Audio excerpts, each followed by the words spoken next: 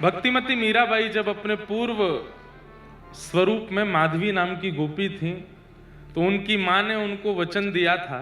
माँ ने उनको समझा के भेजा कि तू ब्याह करके ब्रज जा रही है।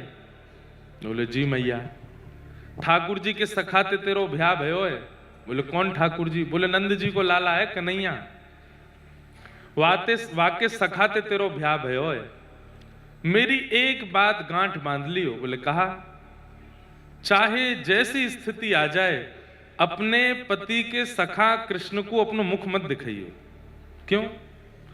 क्योंकि वो जाकू देख ले या जो वाकू देख ले, दोनों स्थिति हैं। ठाकुर जी जिसको देख ले या ठाकुर जी को जो देख ले, वो दोनों को अपना बना ले, तेरो पातिव्रत धर्म नष्ट है जाएगो।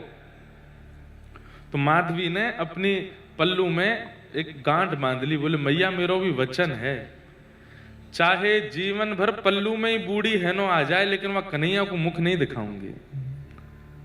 बताओ, जिससे मुख छुपाना चाहिए उसको दिखाया, और जिसको दिखाना चाहिए उससे छुपा रहे हैं। हम लोग भी तो ऐसे ही हैं, विश्व को अपना सब कुछ दिखा रहे हैं, पर जिनको दिखाना चाहिए उनसे छुपा लेते हैं। माधवी गांठ बांध करके वृंदावन चली गई। ठाकुर जी को पता चली कि हमारो सखा ब्याह करके आयो है, तो उछलते कूदते ठाकुर जी तो बीच रास्ता में पहुंच गए, पालकी रुकवा ली। बोले अरे ब्याह कर लियो? बोले हाँ। बहू दिखा, देख ले लाला। बोले अच्छी लगी तो मैं ले जाऊंगा। और बड़ी सुंदर लीला है ठाकुर जी की, अब विस्तार से मैं सुना नहीं रहा। पहले लड़के आए हैं यशोदा मैया से। बोले मैया देख वा को ब्याह है गयो, अब तू मेरो करा। ठाकुर मैया बोली ने बड़ो तो है जा लाला, 3.5-4 साल के हैं बस ठाकुर जी। कितने साल के? हाँ 3.5-4 साल के हैं बस, छोटे से। मैया तो लड़ रहे हैं मेरो ब्याह करा। मैया बोली तू इतना छोटो सो लाला कैसे करेगो ब्याह? बोले देख मैया, छोटो कैसे? छोटो बालक तो वो जाकू मैया खवावे, मैया नवावे, मैया सुबावे, मैया सब काम करे। मैं तो देख खुद उठ जाऊं, खुद खा लूं, खुद चल लूं, खुद बैठ लूं, है तो क्या बड़ो, और कहा चाहिए मैया? और मैया अगर तेने मेरो ब्याह नहीं कराया तो मेरो सखा ब्याह करके आयो, बाकी बहुए ले आऊंगा मैं। ऐसे ऐसी ठाकुर जी बात बना में। तो ठाकुर जी गए और पालकी के भीतर जैसे ही पहुंचे तो पहले ही बाहर से ठाकुर जी के सखा ने आवाज लगाई, अरे बहू देख तेरो देवर आयो है, कृष्ण आयो है। कृष्ण नाम सुनते ही माधवी बोली ये तो वही है जिसकी माँ ने कहा था मुख नहीं दिखाना। तुरंत घूंघट कर लिया और ऐसे घूंघट करके माधवी बैठ गई। ठाकुर जी सामने पालकी में बैठे, नन्हे से गोपाल जी, और कह रहे हैं भाभी ने मुख दिखाओ, और नीचे तो ऐसे देखें। तो जितनो नीचे ठाकुर जी जामे माधवी उतनो छुपावे। इन्हें कि यहाँ दिखाए तो न कि यहाँ ऐसे ठाकुर जी करें, पर माधवी मुख नहीं दिखाया। त्रिलोकीनाथ ब्रह्मांड नायक सामने बैठ के याचना कर रहे हैं और आप मुख छुपा रही हो उनसे। अरे एक पूतना थी, परम सुंदरी बन के आई, ठाकुर जी ने नेत्र बंद कर लिए, नहीं देखूंगा। और माधवी तेरे कैसे भाग्य कि ठाकुर जी स्वयं कह रहे हैं मुख दिखा, और तो छुपा रही है। थोड़ी देर बाद ठाकुर जी बोले बड़ो गुमान है अपने चेहरा को, जा नहीं देखूंगा तेरो मुख, लेकिन श्राप दे रहा हूं, तड़पेगी मेरो मुख देखवे के काजी। ये ताली बजाने वाली क्या बात है? एक तो शाप लगो, कथा सुना करो भाव से। हर चीज हंसी की ताली की नहीं होती भैया, न भाव से सुनो। तड़पेगी मेरा मुख देखने के लिए। माधवी अभी तक तो बोली नहीं, अब बोली मैं क्यों तड़पूंगी, मेरा पातिव्रत धर्म है,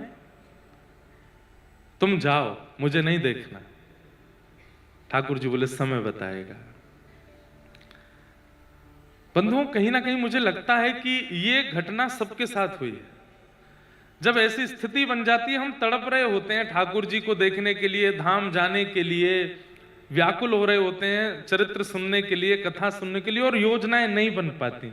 तो याद करिएगा कभी तो ऐसा कुछ हुआ है कि ठाकुर जी सन्मुख थे और हमने ही मुंह फेरा है, इसलिए ठाकुर जी फेर लेते हैं। हमारा तो नियम है, ठाकुर जी के मंदिर में जाते हैं तो जितनी देर मंदिर में है ऐसे जाएंगे मुख ठाकुर जी के आगे, पीछे जाना है तो भी ऐसे देखते रहेंगे, बाहर निकलना है तो भी देखते ही हुए, ऐसे कमर हो ही ना उनकी तरफ, पता नहीं काय बात पर रूठ जाए, देखते रहो। ठाकुर जी बोले तड़पेगी। और उसके बाद प्रसंग आता है कि सब गोपियां कृष्ण की ही चर्चा करती हैं। या दोहने बहनने मथनो पलेप प्रेंखे खनार भरुदितो क्षणमार जनादो। श्रीमद् भागवत में शुकाचार्य जी कहते हैं गैया का दोहन करती हैं तो जो घर घर घर घर दूध की धार बाल्टी में आती है उसको ही ताल बना करके कृष्ण कृष्ण कृष्ण कृष्ण गाने लगती हैं गोपियां। जब अपने घर में गोबर का चौका लगाती हैं तो पोंछा जब झर्र झर्र झर्र होता है उसी को ताल बना करके गोपियां कृष्ण कीर्तन करती हैं। जब कुआं से जल लेने के लिए जाती हैं तो रस्सी खींचते समय जो घर घर स्वर आता है उसी को ताल बना करके कृष्ण कृष्ण गाती हैं। हर क्षण गोपियों की चित्त वृत्ति में केवल कृष्ण है और कुछ नहीं। माधवी कहती है तुम पे और कोई काम नहीं, कृष्ण ऐसा है, कृष्ण वैसा है, कृष्ण ऐसे चलता है, कृष्ण ऐसे बैठता है, कृष्ण ये खाता है। अरे तुम सब विवाहिता हो और परपुरुष की चर्चा करती हो। सब गोपियां बोली तैने अभी देखो ना है भाई। माधवी बोली देखा नहीं और देखना भी नहीं, मुझे नहीं देखना, तुम लोग रहो उसके स्वर में स्वरूप में, मेरे पति हैं, मुझे क्या आवश्यकता देखने की। अरे वो पुरुष नहीं है, वो कोई मानव नहीं है, वो परपुरुष नहीं है, वो साक्षात पुरुषोत्तम है, एक बार देख तो कैसे नेत्र है। बोले मुझे नहीं देखना, वो मेरे सामने चर्चा भी मत किया करो। लेकिन होता है ना कि 24 घंटे जो चर्चा सुनते हैं फिर एकांत में वही चलने लगता है। अब माधवी की स्थिति ऐसी हो गई, अब 24 घंटा गोपियों से वही सुनती है तो कुछ भी करती है तो लगता है कृष्ण ऐसे ही बैठते होंगे। फिर कहती है अरे माधवी तू क्या सोच रही है। रास्ते में चलती है टेढ़ी मेढ़ी डगर दिखती है तो गोपियां बताती हैं टेढ़ी मेढ़ी डगर आती है तो कन्हैया ऐसे ललित गति विलास वल गुहास प्रणय निरीक्षण कल्पितो रुमान। ललित गति से ठाकुर जी चलते हैं। ललित गति कैसी,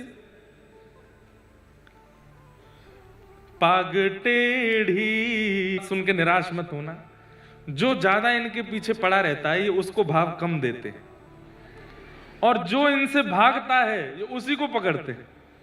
रसखान की क्या हालत हो गई, घबरा गया है। मैंने सुना है टेढ़ी टांग वाला रहता है यहाँ पे, वृंदावन से निकलना है तो बड़ी सावधानी से इधर नहीं देखना है उधर नहीं देखना, कहीं अपना नहीं बना ले। जितना डर करके रसखान निकले थे ऐसी त्रिभंग ललित स्वरूप धारण करके आए कि रसखान उन्हीं के ही हो गए। तो जो इनसे भागता है उसको ज्यादा पकड़ते हैं ये। माधवी भाग रही है, इसका मतलब आप भागने मत लगना। अब नहीं भाग सकते, अब तो इनके सन्मुख हो गए, आते ही नहीं, सन्मुख ही नहीं होते, जानते ही नहीं इनको और तब भागते, तब पकड़ते हैं आपको। तो माधवी की ऐसी स्थिति हो गई। अब तो सुबह सुबह 3-4 बजे उठ करके यमुना जल भरने के लिए गई है और जैसी जल भरने लगी, आज वही पात्र है, वही घड़ा है, वही जल है, रोज उठा के ले जाती, लेकिन आज वो उठ ही नहीं रहा है। इतना जोर लगा रही है लेकिन उठा ही नहीं पा रही है। मन में सोच रही है कि आज इतना भारी कैसे हो गया, यमुना जी भारी हो गई। मन में सोचने लगी कोई गोपी भी नहीं है, अभी तक कोई उठ करके भी नहीं आई। आवाज लगाने लगी, अरे कोई सी आ रही हो तो नेक मेरी मटकी उचाए दो, उठवाए दो। अब कोई तो कहां आवेगी, इतने में श्याम सुंदर आए, टेढ़ी मेढ़ी चाल चलते हुए, मधुर मुस्कान। मीरा ने माधवी ने देखे तो कभी थे नहीं, पहली बार में तो परिचय दे दिया इसलिए मुंह छुपा लिया था, दूसरी तीसरी बार तो कभी देखे ही नहीं। अब जैसे ही छोटे से चलते हुए आए तो माधवी को लगा कितना प्यारा बालक, चाल तो देखो, मुख तो देखो, नेत्र तो देखो, छवि तो देखो। माधवी ठाकुर जी आके बोले मैं उठवाऊं? लाला तू खुद नेक 100 कैसे उठवाएगा? बोले नेक 100 ना हूं मैं, पेट में 1.5 हाथ की दाढ़ी है मेरे, उठवाए के देख ले। ये हमारी ब्रज की भाषा में ऐसे बोलते हैं, देख वे में छोटा लगे, पेट में 1.5 हाथ की दाढ़ी है। ठाकुर जी आए, माधवी रह रह करके देख रही है। ये बालक कुछ अद्भुत नहीं है, इसके केश कुछ अद्भुत हैं, इसकी नासिका, इसके ओष्ठ, इसके नेत्र, इसकी चाल, इसका रूप रंग कुछ अद्भुत है, ये कुछ अलग है। तमद्भुतम बालकमंबुज क्षणम, अद्भुत बालक है। जैसे ही माधवी उठाने लगी, आगे से ठाकुर जी ने उठवाया। अब माधवी जैसे मटकी उठा रही तो उसका ध्यान मटकी पर नहीं है, उस बालक को ही देख रही है, ठाकुर जी को ही देख रही है। ठाकुर जी कह रहे मां ध्यान दे, उठाया को। हाँ हाँ, उठाने लगी तो मटकी सामने ठाकुर जी, यहां माधवी जैसे उठाने लगी तो मटकी सामने आई तो माधवी ऐसे देख रही है, कितना सुंदर है। जैसे ही उठा, अब उसकी इच्छा है कि जल्दी उठा के ऊपर धरूं ताकि ये मुझे दिखें, लेकिन जैसे ही मटकी ऊपर उठाने लगी, जितनी मटकी ऊपर उठाई उतने ही लंबे ठाकुर जी होते जा रहे हैं। अब मटकी यहां तक आ गई और बालक वो छोटा सा इतना लंबा हो गया, मुख नहीं दिख रहा है। अब व्याकुल हुई माधवी, अब तो जैसे इधर करे तो ठाकुर जी इधर करें, इधर करे तो उधर करें। हटा करके जैसे ही सिर पर रखा, ठाकुर जी मंद मुस्काए गए, बोले मैं ही कृष्ण हूं। और जैसे ही कहा कृष्ण, ठाकुर जी तो वहां से चले गए, मटकी नीचे गिर गई। और स्थिति रोंगटे, हम सबके रोए खड़े होते हैं, पर कितनी देर के लिए, एक क्षण, दो क्षण के लिए। माधवी के रोंगटे घंटों के लिए खड़े हो गए। कभी सर्दी लगती है, कभी उसको गर्मी लगती है, कभी जाड़ा लगने लगता है, कभी कांपने लगती है, कभी घबराने लगती है। और घबरा किस लिए रही है कि कहां चले गए वो, अब तो ढूंढ रही है। जित देखूं उतित श्याममयी है। और तब मेरे मन का जो सितार है वो यही गीत गुनगुनाता है, यही पद जो आप गाते हैं। एक बार सुनिए, मैं गा सकता हूं पर मेरा भाव है कि आपसे सुनूं और आप भी सुनो। माधवी की स्थिति क्या है। नरसिंह मेहता जी के साथ तो इतना आगे तक चला गया समाज। नागर वंशीय ब्राह्मण थे श्री नरसिंह मेहता जी, जूनागढ़ गुजरात में निवास करते थे। केवल इसलिए उनको अपने समाज, अपनी जाति से बहिष्कृत कर दिया क्योंकि वो नृत्य करते थे कीर्तन में, क्योंकि वो ठाकुर जी के श्रृंगार रस का गान करते थे।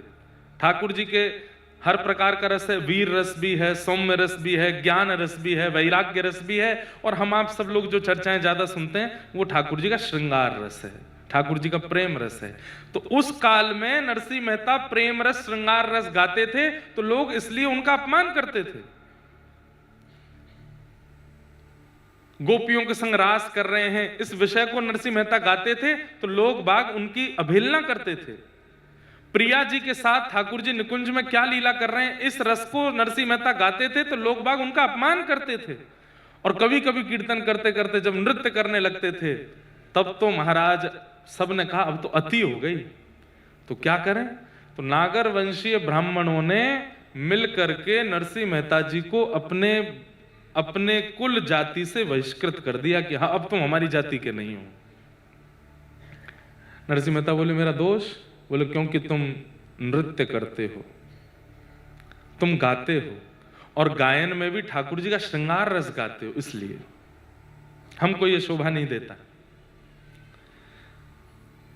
जिन जिन लोगों ने नरसिंह मेहता जी को बहिष्कृत करने के लिए अपील की थी अपने समाज के बड़े लोगों से, वे सब लोग नगर के बाहर जो वैसा नृत्य होता है वो देखने जाते थे, उसमें राजी होते थे, उसमें प्रसन्न होते थे, उन गानों को सुनकर के सुखी होते थे। और नरसिंह मेहता जो ठाकुर जी का रस गाते उनका बहिष्कार करवा रहे थे। नरसिंह मेहता बड़े प्रसन्न होकर के लौटे घर को तो किसी ने रास्ते में पूछा आज तो बहुत बुरा हुआ, इतना बुरा नहीं करना चाहिए था आपके साथ, बताओ अपने वंश से, अपने कुल परंपरा और अपनी जाति से ही आपको बहिष्कृत कर दिया। नरसिंह मेहता बोले नहीं बहुत अच्छा हुआ। बोले क्यों।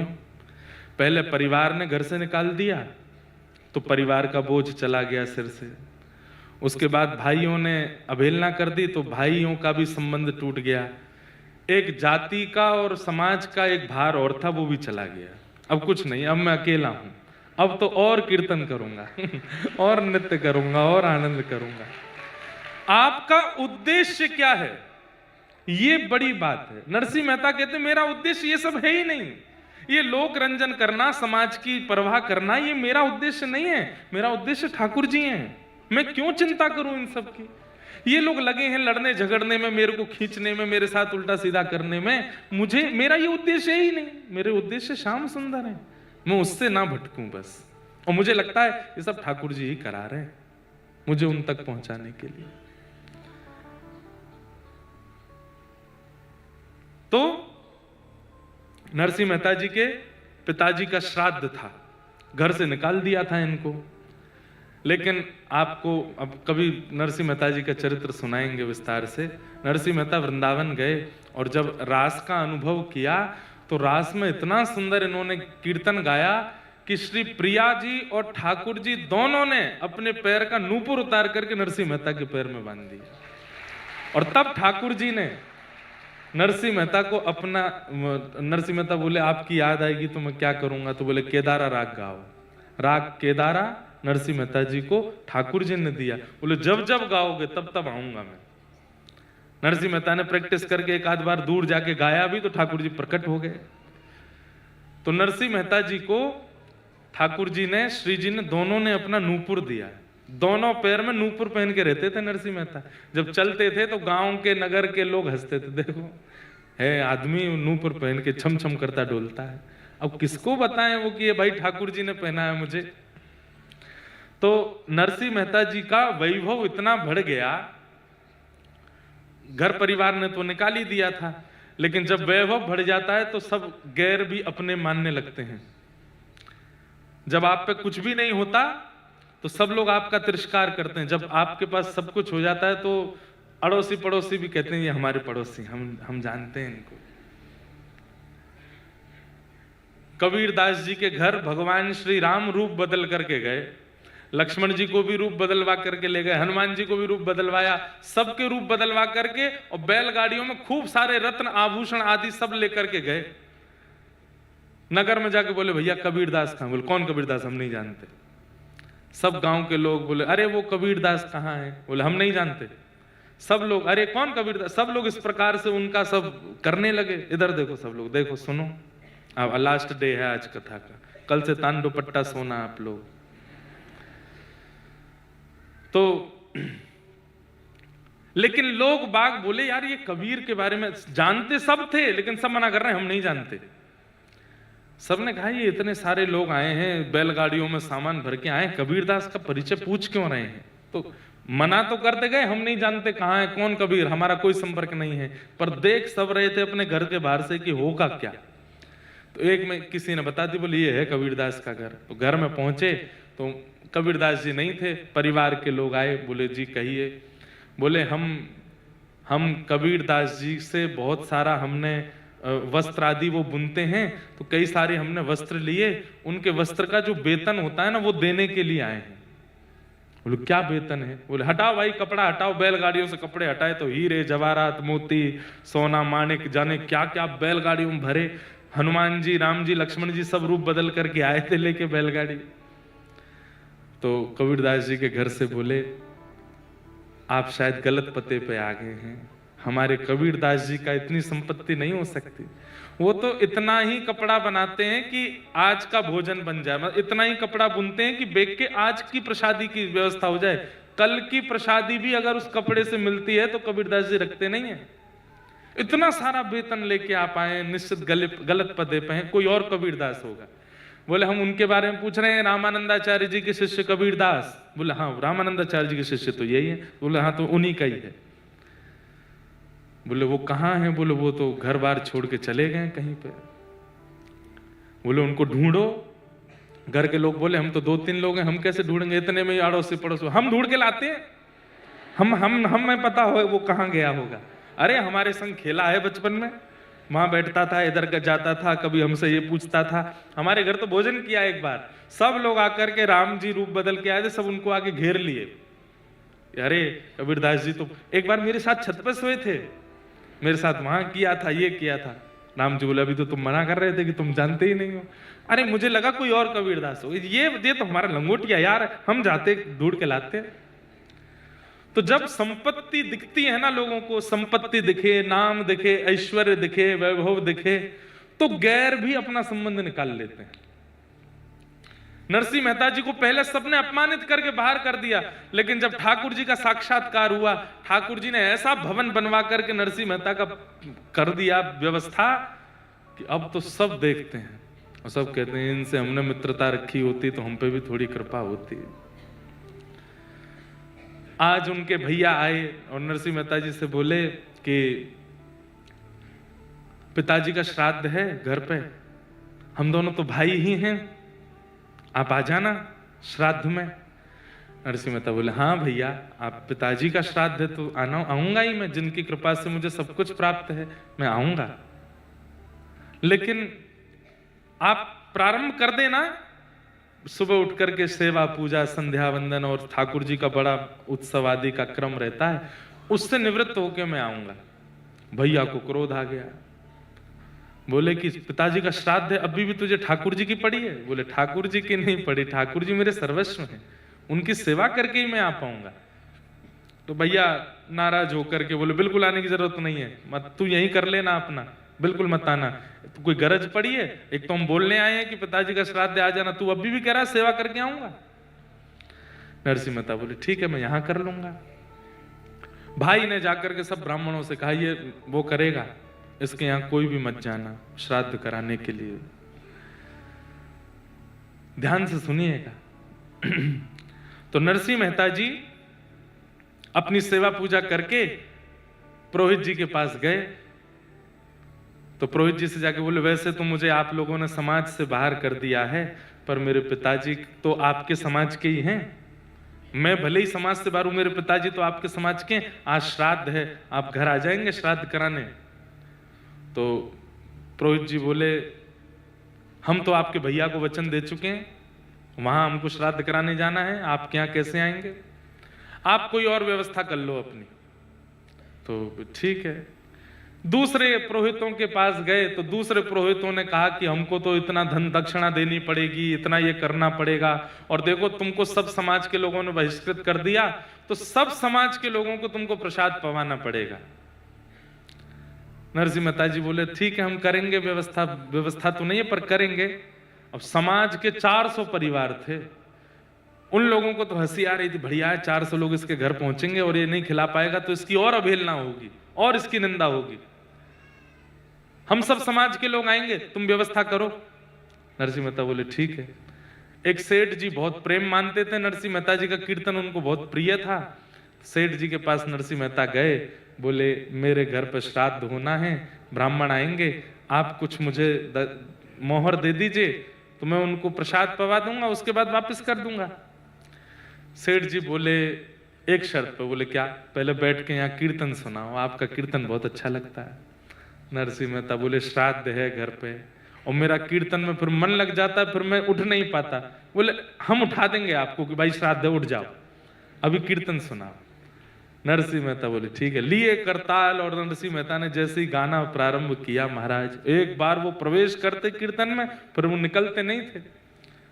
महाराज झंकृत होने लगता था वातावरण, नृत्य करता था नरसिंह मेहता के कीर्तन पर। मुझे गुजराती ज्यादा आती नहीं तो उनके कीर्तन में सुना था, कैसे बढ़िया बढ़िया मधुर कीर्तन गुजराती में। नरसिंह मेहता गावे और सेठ जी उछल उछल के नृत्य करें।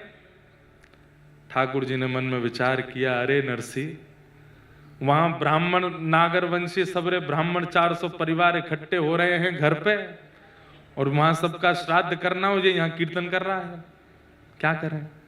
तो ठाकुर जी नरसिंह मेहता बन के चले गए, और नरसिंह मेहता बनकर के घर पे गए। पत्नी से बोले, ए देवी देख कितने सारे ब्राह्मण आए हैं, जल्दी कर प्रसादी बना। बोले कहां से बनाऊं प्रसादी, रसोई में तो कुछ है नहीं। अरे तू जब नहाने गई थी मैंने लाके सब धर दिया, देख तो सही। भीतर जाके देखा तो आटा दाल चावल सब बड़ी मात्रा में भरा था। अब तो पत्नी बोले अभी बनाती हूँ। तुरंत लग गए महाराज अमनिया करने, सब सामग्री बनाने। नरसिंह मेहता भी बीच बीच में जाके सामग्री सिद्ध करावे। ब्राह्मणों को सब आप बैठो, बस थोड़ी देर दो, अभी बस प्रसादी सिद्ध हो रही, श्राद्ध आदि। ठाकुर जी ने नरसिंह मेहता के पिता का श्राद्ध अपने हाथ से किया, क्योंकि नरसिंह कीर्तन में व्यस्त है। नरसिंह अभी कीर्तन कर रहा है अपने हाथ से। ठाकुर जी जिसका चिंतन कर लें वो मुक्त हो जाता है, जिसका श्राद्ध कर दे उसका क्या होगा। सब ब्राह्मण तो सब बैठे थे, बोले अभी तक तो सब ठीक ठाक सही चल रहा है, देखते हैं क्या पवाएगा। और फिर तो असली तो मजा तब आएगा जब दक्षिणा की बारी आएगी। 400 परिवार के लोग, कम से कम 1,500 हजार लोग थे वहां पे, सबको प्रसादी पवा रहे हैं। ठाकुर जी अपने हाथ से सबको खीर परोस रहे हैं, सबको जो जो सामग्री सब परोस करके दक्षिणा की बारी आई। ब्राह्मण देवता बोले अब तो नरसिंह मेहता बहुत बढ़िया पवाया तुमने, प्रसादी दक्षिणा बांटो। जी, जो रूखी सूखी हो स्वीकार कीजिएगा। बोले तुम दो तो सही। एक एक पोटली भर करके महाराज उसमें 12-12 सोने की मोहर सबको बांटी ठाकुर जी ने अपने हाथ से।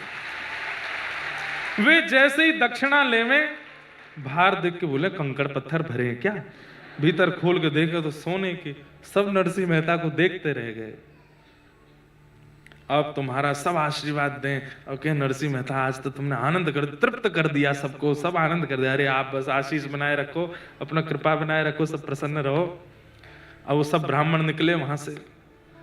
वहां थोड़ी दूर पे भैया भी अपने पिताजी का वो कर रहे थे, एक ही पिताजी का श्राद्ध दोनों भैया कर रहे थे।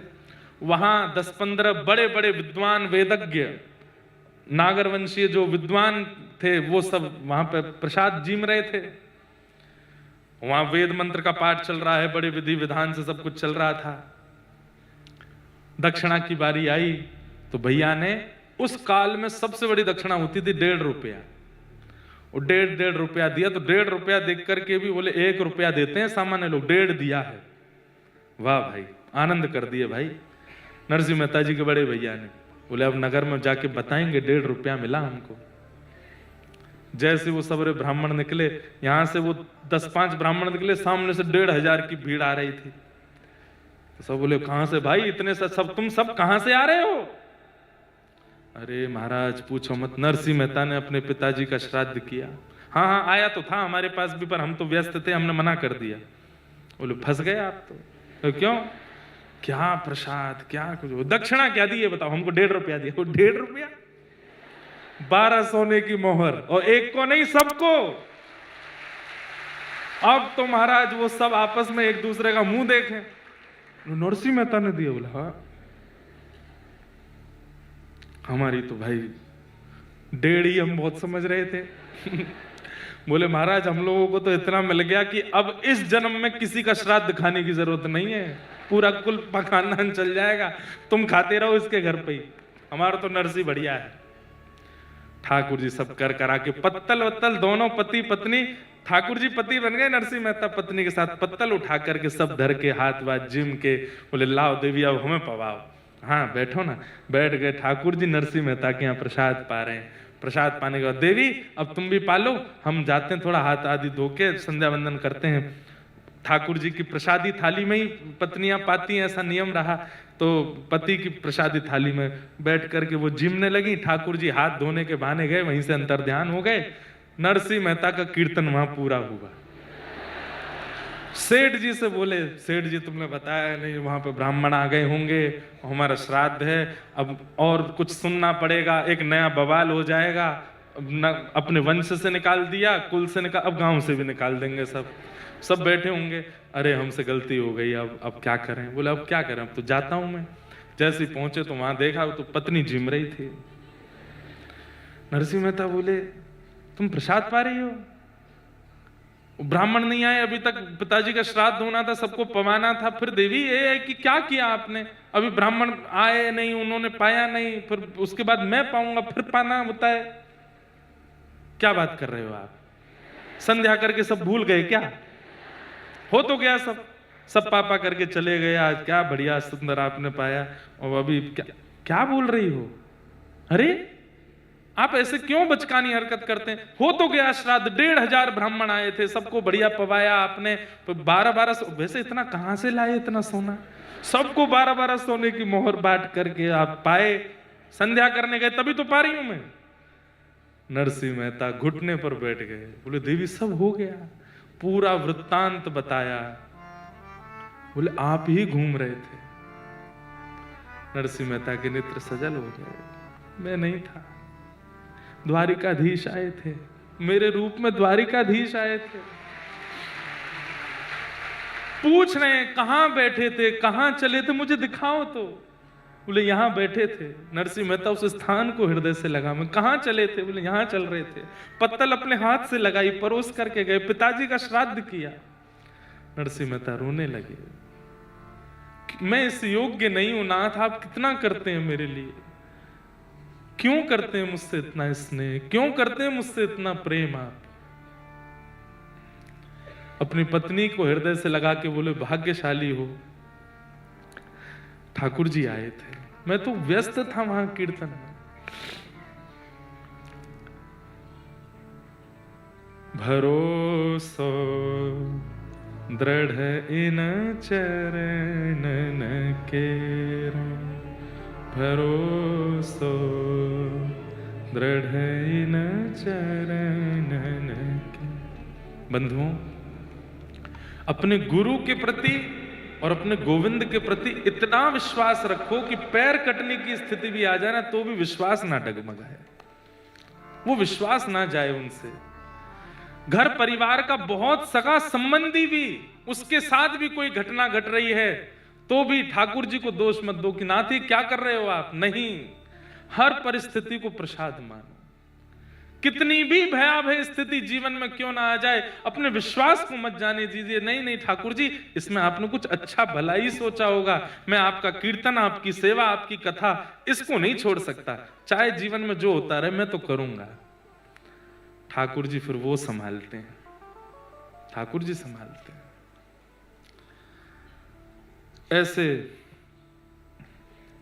वैष्णवों का अपराध कभी मत करो बंधुओं। ठाकुर जी अपने अपराध से उनको कोई फर्क नहीं पड़ता।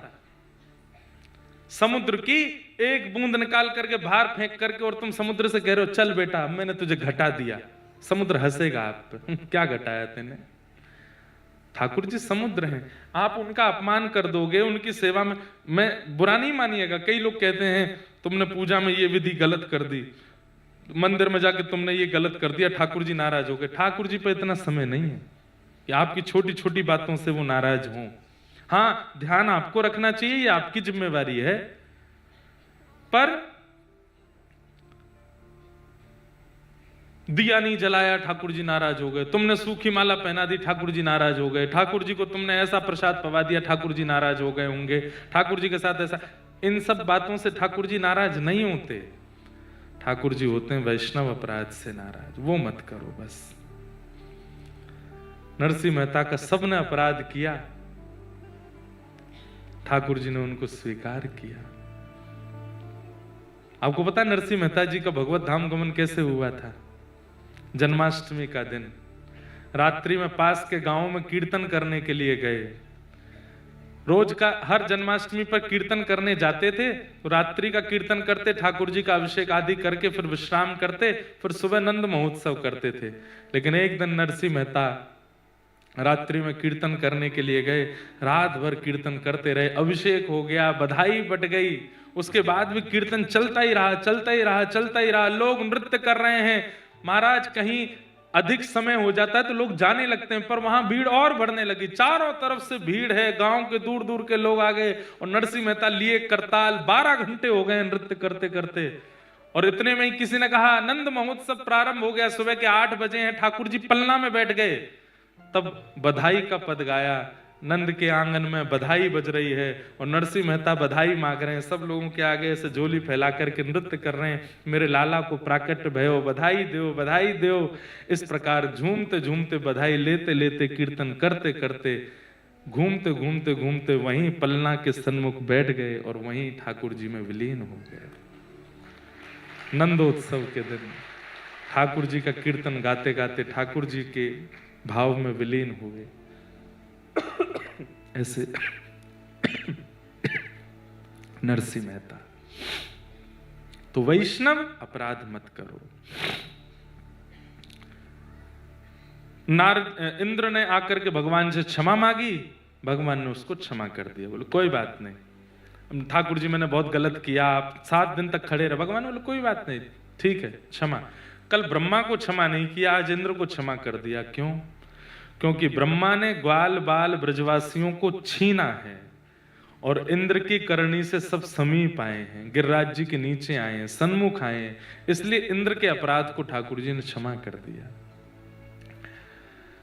तत्पश्चात बंधु, मन तो नहीं हो रहा मेरा कि मैं कथा विश्राम करूं, लेकिन नियम है अपना, सब क्रम है अपने, सब निभाने हैं।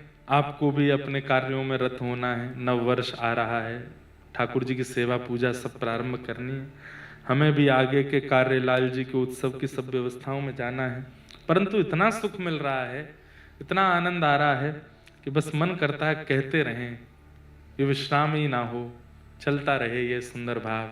हमारे धवल जी और इनका पूरा परिवार, पूरा भट्ट परिवार इतने भाव से, इतनी श्रद्धा से इन्होंने ये उत्सव और ये भागवत जी का क्रम रखा, बड़ी प्रसन्नता है चित्त को।